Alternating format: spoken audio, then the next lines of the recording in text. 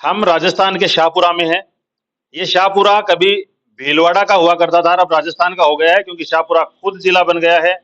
शाहपुरा ने खुद अपने विकास की इबारत लिखी है और लास्ट जो गवर्नमेंट ने जिले बनाए थे उनमें एक शाहपुरा का नाम भी शामिल था। तो पहले सिटी का परिचय हमने आपको करवाया है कि हम शाहपुरा में हैं और इस इलाके में सर्व समाज के साथ वीरता, बहादुरी और वफादारी की पर्याय कौम कायम खानी बड़ी संख्या में यहाँ विराजती है, यहाँ बसती है, यहाँ रहती है। और आज हमारे जो मिलने जुलने वाले लोग हैं, वर्षों से जिन लोगों से हमारा नाता रहा या हम उनके बारे में सोशल मीडिया के जरिए, मीडिया के जरिए सुनते थे, उनसे खुद मिल रहे हैं। 2 दिन से हम भीलवाड़ा और आसपास के इलाके में हैं, शिक्षा की तालीम की बात कर रहे हैं। आपको उन प्रतिभाओं से हम मुलाकात करवा रहे हैं, आपका परिचय करवा रहे हैं, आपको रूबरू करवा रहे हैं, जिन्होंने क्षेत्र के शिक्षा के क्षेत्र में अद्वितीय काम किया है, अपनी अमिट छाप छोड़ी है। इसी क्रम में आज हमारे साथ है मारवाड़ की प्रतिभावान बेटी नूरजहां बानो। उनके घर पर हम लोग आए हुए हैं और इस बेटी ने एक अनूठा कीर्तिमान स्थापित किया है। इंजीनियरिंग क्षेत्र जिसमें बेटियों की तादाद अपेक्षाकृत कम है, उसमें इस बच्ची ने अपनी प्रतिभा का लोहा मनवाया है। नूरजहां, सबसे पहले तो स्वागत आपका, बहुत बहुत मुबारकबाद आपको। Thank you sir. सर मैंने गवर्नमेंट इंजीनियरिंग कॉलेज अजमेर से बीटेक किया था। मेरा गवर्नमेंट काउंसलिंग में रीप की काउंसलिंग से के थ्रू मेरे को गवर्नमेंट सीट अलॉट हुई थी।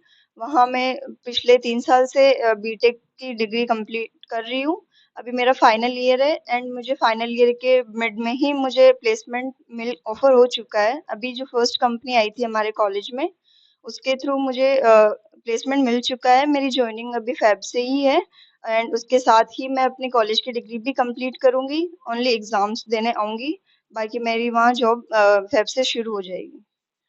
ज्वाइनिंग के का नाम आते ही एक सवाल मन में ये आता है कि क्या पैकेज लोग पूछते हैं, सबसे बड़ा सवाल ये होता है, जानना चाहते हैं, तो आप शेयर करना चाहेंगे हमारे साथ। सर पैकेज अभी इनिशियल स्टेज पे 8 लाख है एलपीए एंड हर साल इसका इंक्रीमेंट होगा, ऐसा हमें बोला गया है एंड डेफिनेटली होगा। मैं अपने इतना हार्ड वर्क करूंगी कि मैं उस स्टेज पे पहुंचूं कि मैं एक अच्छी पोजीशन पे फाइनेंशियली स्टेबल हो सकूं।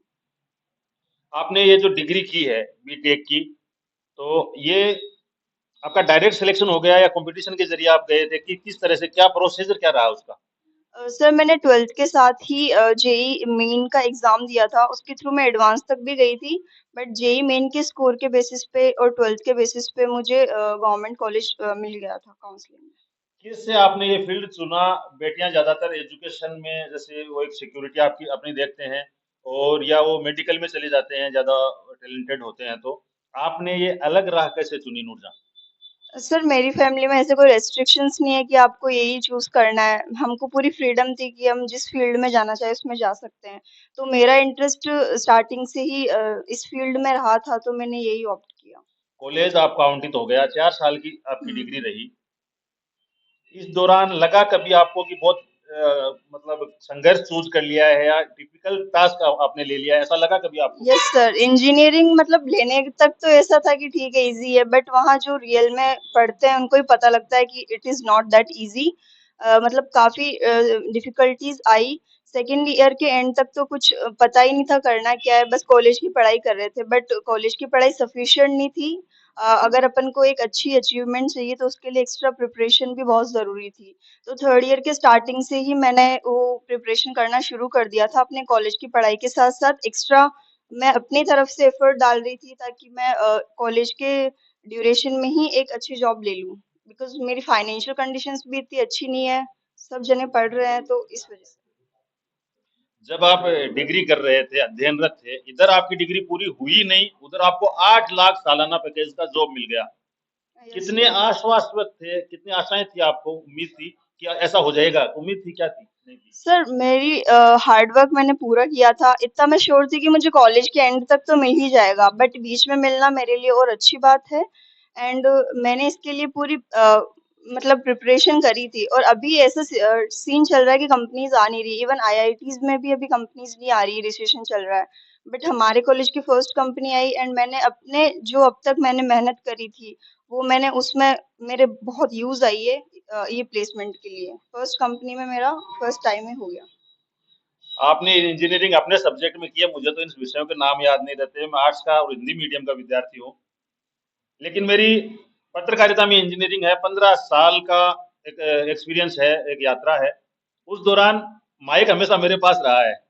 आज आपके पास माइक है, आपको आपके कॉन्फिडेंस को देखते हुए तो कॉलेज ये चीजें भी सिखाती है कि इतना कंफर्टेबली आप इतना अच्छे से शेयर कर रहे हैं, बोल रहे हैं। अभी जब हम बात कर रहे थे तब भी देख रहे थे, तो ये कहाँ से सीखा आपने?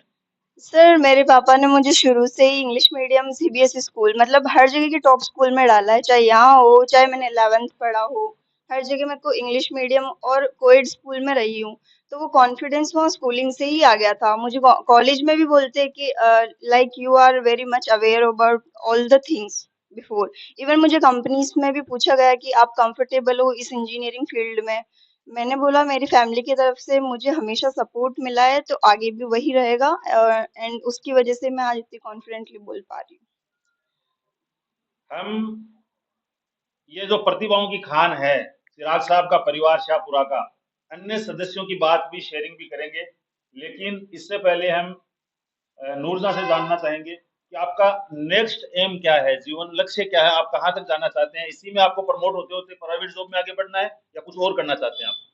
हूँ। सर मेरा मेन है कि मुझे फाइनेंशियली बहुत स्टेबल बनना है ताकि मैं खुद के साथ साथ लाइक अपने फैमिली को भी काफी हद तक सपोर्ट कर सकूं। अगर मुझे प्राइवेट सेक्टर में वो चीजें मिल जाती है लाइक एक फाइनेंशियल सिक्योरिटी जिसे बोलते हैं वो मिल जाती है तो मैं डेफिनेटली यही काम करना चाहूंगी। बट मैं एक पॉइंट तक तो यहाँ काम करूंगी, अगर मुझे लगा कि नहीं मुझे गवर्नमेंट सेक्टर में अप्रोच करना चाहिए तो एक्सपीरियंस के बेसिस में मैं पीएसयूज में भी ट्राई करूंगी। और इन केस अगर मुझे यहाँ बिल्कुल नहीं मिलता है तो मैं गेट की प्रिपरेशन भी करूंगी। क्या है फैमिली बैकग्राउंड, पारिवारिक पृष्ठभूमि है वो कहाँ से आती है? आपके वालिद साहब का नाम आप बताएंगी, वो क्या करते हैं? वालिदा मोहतरमा का नाम बताएंगी? और उसके बाद आपके जो भाई बहन हैं उनका क्या स्टैंड है या क्या पोजीशन है, वो आप हमारे साथ शेयर करना चाहेंगे? सर मेरे पापा का नाम चिराग खान है। वो अभी एक छोटे मोटे बिजनेस मैन है। वो मतलब इतना नहीं कर पाते बट वो हमारे लिए करते हैं। मम्मी का क्या नाम करते हैं? सर वही ट्रैक्टर वगैरह का कुछ काम है, कॉन्ट्रैक्टर लाइक दैट। और मम्मी हाउस वाइफ है। और मेरी जो बड़ी बहन है उसने अभी किर्गिस्तान रशिया से एमबीबीएस नाम कंप्लीट क्या किया होगा? है। उनका नाम सिमरन खान है। वो अभी दिल्ली से एमसीआई एग्जाम की प्रिपरेशन कर रही है। एंड मेरा जो छोटा भाई है वो नीट की तैयारी कर रहा है कोटा एलियन से। एंड मेरा छोटा जो दूसरा भाई है वो 8th क्लास में है। एंड मेरी जो दोनों बहनें हैं जो मेरे से जस्ट अभी 3rd ईयर में ही हैं, दोनों बीए बीएड कर रही है। उनका भी गवर्नमेंट काउंसलिंग की तरफ से कॉलेज अलॉट हुए थे उनको। एक जोधपुर से कर रही है, एक देवली से कर रही है। चार बहनें हैं, दो बीए बीएड हैं, एक एमबीबीएस कंप्लीट कर चुकी हैं, एक इंजीनियरिंग कंप्लीट कर चुकी हैं, और एक भाई है वो कोटा, यस। एलन कोटा से मेडिकल की तैयारी कर रहा है। 91% है उस बच्चे के। तो उम्मीद कर सकते हैं कि निश्चित ही उनका सिलेक्शन निश्चित है। तो आप बार बार फाइनेंशियल इसकी जिक्र कर रहे हैं, ये जो लड़ाई है आर्थिक हालात की, ये खुद ही लड़नी होती है।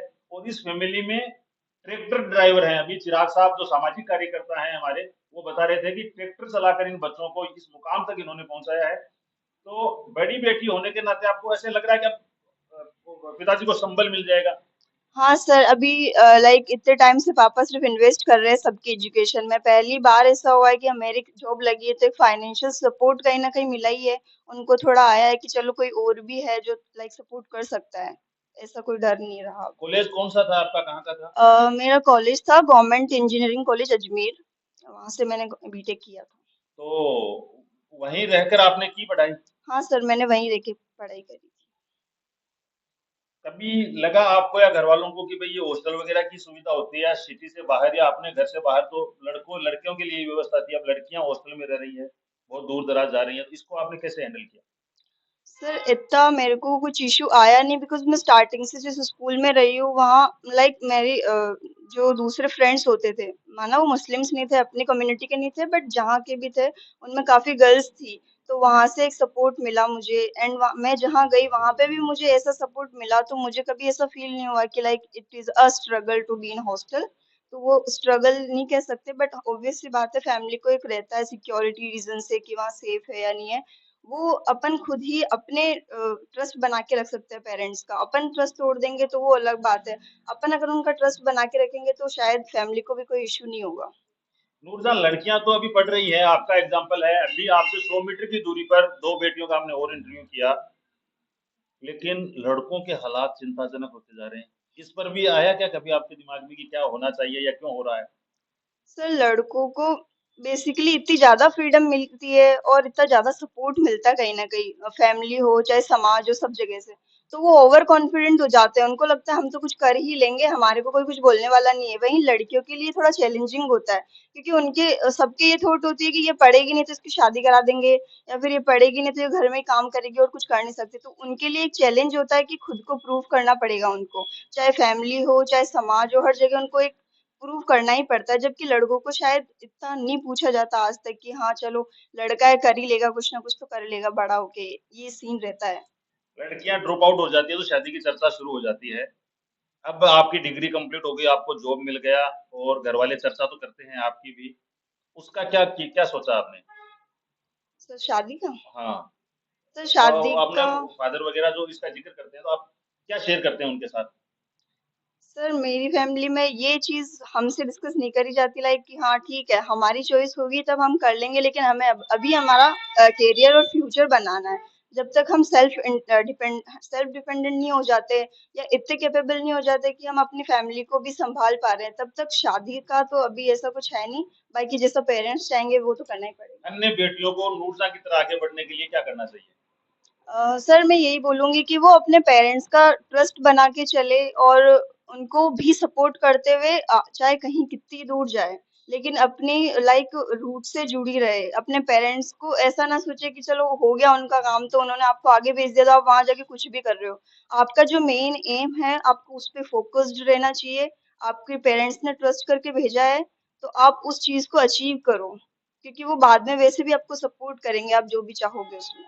अन्य कुछ चीज, कोई बात आप बोलता राजस्थान के व्यूवर्स के साथ शेयर करना चाहें? मैं बस यही बोलना चाहूंगी कि लाइक बीइंग अ यूथ और पर्टिकुलरली इंजीनियरिंग फील्ड, काफी चैलेंजेस आते हैं। It is not an easy task to complete that, but आपको थोड़ा मोटिवेटेड रहना पड़ेगा। काफी डिस्ट्रैक्शंस आते हैं, उनको इग्नोर करके अपने एम पे फोकस करो, एंड हार्ड वर्क करोगे तो डेफिनेटली आपको वो मिलेगा जो आप अचीव करना चाहते तो ये थी इंजीनियर नूरजहां खान, जो अब एम्प्लॉय हो गई हैं। कौन सी कंपनी है? हो। Sir, Denso corporation Haryana, Gurgaon. और गुड़गांव में आपकी पोस्टिंग हुई है, डेंसो कॉर्पोरेशन जो कंपनी है वहां। और पोस्ट क्या है आपका? सर, अभी 6 मंथ तो ट्रेनिंग पोस्ट पे रहूंगी, उसके बाद क्वालिटी अश्योरेंस डिपार्टमेंट अलॉट होगा मुझे, being a quality assurance engineer. Quality assurance engineering के पद पर इंजीनियर नूरजहां का पद स्थापन हो चुका है, नियुक्ति हो चुकी है। आइए इंजीनियर से बात करने के बाद इस घर में भावी डॉक्टर जो मौजूद हैं, उनकी क्या सोच है और वो क्या किस तरह से तैयारी कर रहे हैं। ये चेयर आप ले लीजिए, आप ले लीजिए चेयर, नहीं आप यहीं बैठे रहो। ले, नाम बताएं सबसे पहले आपका। मेरा नाम रमज़ान खान है। हम्म। अभी मैं करंटली 12th क्लास में हूँ एंड अभी मैं एलन कोडा से अपनी स्टडी कंप्लीट कर चुका हूँ और यहाँ भी बोर्ड्स के लिए प्रिपरेशन कर रहा हूँ एंड आफ्टर 3 मंथ्स मेरे नीट का एग्ज़ाम भी है, तो उसके लिए मैंने प्रिपेयर कर लिया है और तैयारी तैयारी मैंने कर ली है नीट के लिए। और अभी मेरे बोर्ड्स बोर्ड्स रिजल्ट आने कब आ वाले हैं। जाता है नीट का? एग्जाम तो 5 मई को है, लेकिन कब ये मतलब समाचार आ जाएगा? मई में या जून फर्स्ट वीक तक शाहपुरा से एक और खबर हमारे पास होगी कि यहाँ का लाडला बेटा, नाम जिनका है रमजान खान, उन्होंने साहब का नाम एक बार फिर रोशन कर दिया है। चिराग अपने आप में रोशनी, रोशन को ही कहते हैं। चिराग साहब, आपसे एक बात पूछूंगा, आप आओ यहाँ, बैठे रहो बैठे रहो।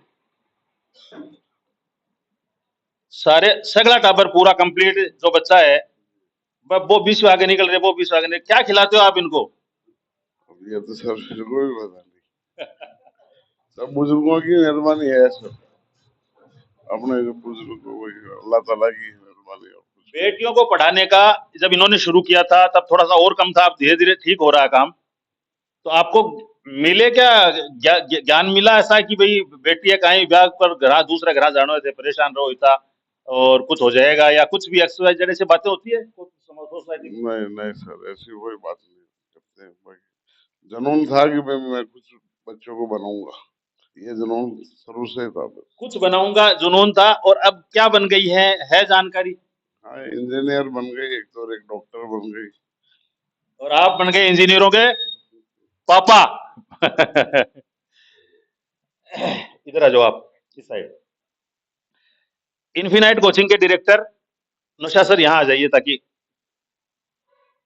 नौशाद सर हमारे साथ हैं।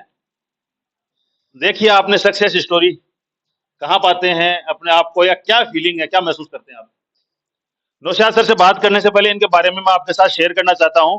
आप झुंझुनू से आते हैं और सीकर में आपका इन्फिनाइट एजुवर्स प्राइवेट लिमिटेड के नाम से बड़ा कोचिंग संस्थान है, पिछले 3 साल से रनिंग है और बहुत शानदार रिजल्ट्स वहां दे रहे हैं। तो व्हाट्स योर थिंकिंग अबाउट चिराग साहब की फैमिली? हाँ, सबसे पहले सबको नमस्कार, हेलो एवरीवन। जो सबसे बड़ी चीज है कि एक टीचर के लिए जो सबसे बड़ा अचीवमेंट होता है कि कोई भी बच्चा जो सक्सीड होता है वो उसको अप्रिशिएट करता है और उसको बहुत खुशी होती है। लेकिन क्या है कि जब अपनी कौम के बच्चे और सक्सेस होते हैं, जब वो कामयाब होते हैं, कामयाबी की बुलंदियों को वो जब छूते हैं, तो एक अलग ही जो खुशी है वो होती है। दूसरी बात कि यहाँ सीकर से चल के हम लोग शाहपुरा आए हैं और स्पेशली इन बच्चों से मिलने के लिए। बस वो कौम का एक जज्बा होता है कि अपनी कौम के बच्चे हैं, अपन उनसे मिलने जा रहे हैं, वो अच्छा करें। जब उन बच्चों का एग्जाम्पल दूसरे बच्चों के सामने दिया जाता है और जब कोई लाइव एग्जाम्पल दिया जाता है, तो दूसरे बच्चों पर जो नहीं करना चाहते या जो नहीं कर रहे हैं या वो फैमिली जहाँ पे ऐसी चीजें नहीं है, उनको एक पॉजिटिव एग्जाम्पल सेट होता है, उनको संबल मिलता है और उनको कॉन्फिडेंस आता है कि यार इतनी दूर वहाँ पे वो फैमिली है, उसके बच्चे ऐसा कर रहे हैं, तो हम भी क्यों नहीं कर सकते। बहुत सारे फैमिलीज को देखते हैं कि यार गर्ल्स को नहीं पढ़ाएंगे या हमारे पास इतने रिसोर्सेज नहीं है। तो इन सब चीजों को ओवरकम करके अपन लोग जब एजुकेशन पे इन्वेस्ट करते हैं तो उसके रिजल्ट जो हैं वो ऐसे आते हैं, जैसे डॉक्टर सिमरन है, इंजीनियर नूरजहां है, चिराग साहब की जो कामयाबी है वो हमारे सामने एक लाइव एग्जाम्पल है। ऐसी चीजें हमारे सामने बार-बार जो है वो होती है, तो कौम को इससे बहुत बड़ा संबल मिलता है। और अगर जैसे हम लोग कहते ही हैं कि भई ये जैसे नूरजहां ने एक बात कही थी कि बॉयज़ जो हैं उनके लिए सारी चीज़ें जो हैं वो पॉज़िटिव रहती हैं। सबका माइंडसेट ये रहता है कि कुछ ना कुछ कर लेगा। हमने अक्सर एक बात सुनी है कि हदीस में भी आता है कि बेटियाँ जो हैं वो बेटों से अफ़ज़ल होती हैं। उनके लिए जो माँ-बाप का लाड प्यार होता है वो ज़्यादा होता है। ठीक है? अब अगर बेटियाँ कामयाब होती हैं, तो वो एक नहीं 2 परिवारों को जो है वो सपोर्ट करती हैं, 2 परिवार जो है उसमें कामयाब होते हैं। और बेटा जब कामयाब होता है, तो उसमें केवल एक ही परिवार को सपोर्ट मिलता है, एक ही परिवार कामयाब होता है। तो जिस तरीके से अपनी बच्चियाँ कर रही हैं, पढ़ रही हैं, उसी लीक पर चलकर हमारे जितने भी बच्चे हैं, यूथ हैं, यंगस्टर हैं, उन सबको क्या करना है, उसी पाथ को फ़ॉलो करना है। एजुकेशन पे इन्वेस्ट करें, एजुकेशन में अपना टाइम डिवोट करें, कॉम्पिटिशन फाइट करें, बिज़नेस करें, जो भी करना है, स्पोर्ट्स में जाना है, जो भी करना है, वो आप करें और उसको बेहतर ढंग से करें, तब तक करें जब तक आप कामयाब नहीं हो जाते। Thank you. बहुत बहुत धन्यवाद।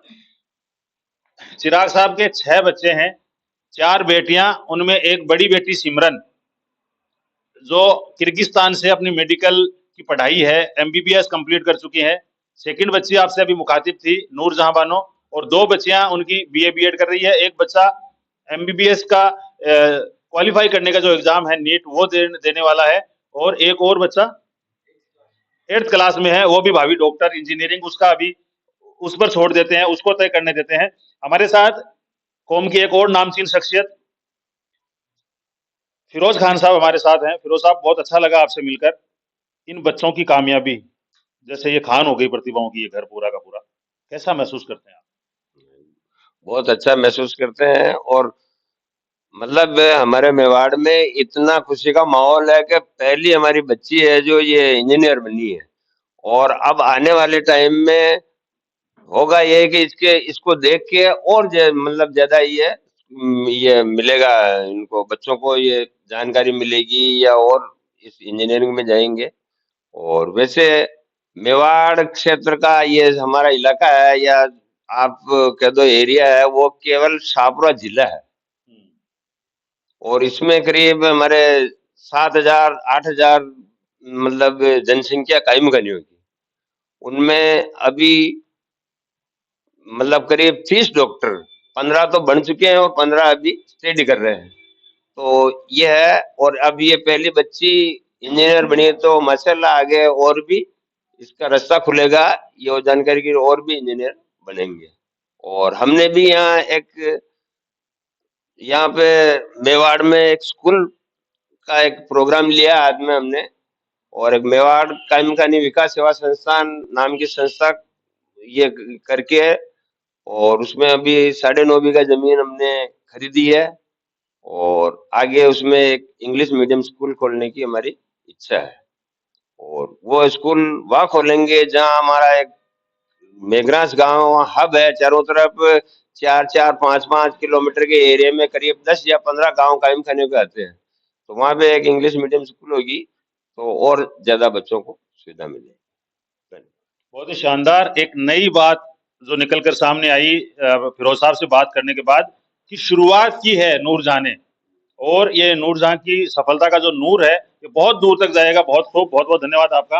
हमारे साथ एक और चिराग साहब हैं जो क्लोज रिलेटिव भी हैं चिराग साहब, शाहपुरा वाले चिराग साहब के। तो साहब, आप ये जो बच्चे इस तरह से पढ़ाई कर रहे हैं, आगे बढ़ रहे हैं, 8 लाख का पैकेज एक बेटी को मिलना, इनको तो हम चूल्हे तक सीमित रखते हैं, आप कैसा महसूस करते हैं इसको? नहीं, बहुत अच्छा महसूस कर रहे हैं हम लोग। और आने वाले टाइम में जो नवयुवक है अपने समाज के, उनको भी इनसे सीख लेनी चाहिए कि किस तरह मेहनत करके आगे बढ़ रहे हैं बच्चे। इसी तरह आने वालों को जो अभी पढ़ रहे हैं बच्चे, उनको भी इनसे सीख लेनी चाहिए, और समाज में इसका बहुत अच्छा मैसेज जा रहा है। कामयाबी और बदलाव की पहली सीढ़ी एजुकेशन है। जिन लोगों ने इसको मजबूती से पकड़ लिया, दुनिया की कोई ताकत उनको कामयाब होने से नहीं रोक सकती। इसलिए जैसा नूरजहां ने कहा, अपने बच्चों पर विश्वास कीजिए, और बच्चे भी अपने जो वालिदैन हैं उनके सपनों को तोड़े नहीं, सकारात्मक सोच के साथ आगे बढ़ें, मेंटर्स के गाइडेंस में आगे बढ़ें। आप सब लोग हमारे साथ जुड़े, आप सबका बहुत बहुत धन्यवाद।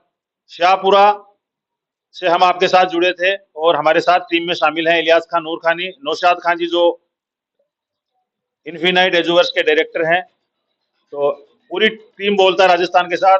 मुबारिक अली को दीजिए इजाजत। जो लोग चैनल पर नए हैं वो हमारे चैनल को ज्यादा से ज्यादा प्रमोट करें, ज्यादा से ज्यादा लोगों को यहाँ तक जोड़ें। फिलहाल आप सबका हमारे साथ जुड़ने के लिए बहुत बहुत धन्यवाद। मुबारिक अली को दीजिए इजाजत। जय हिंद, अस्सलाम वालेकुम।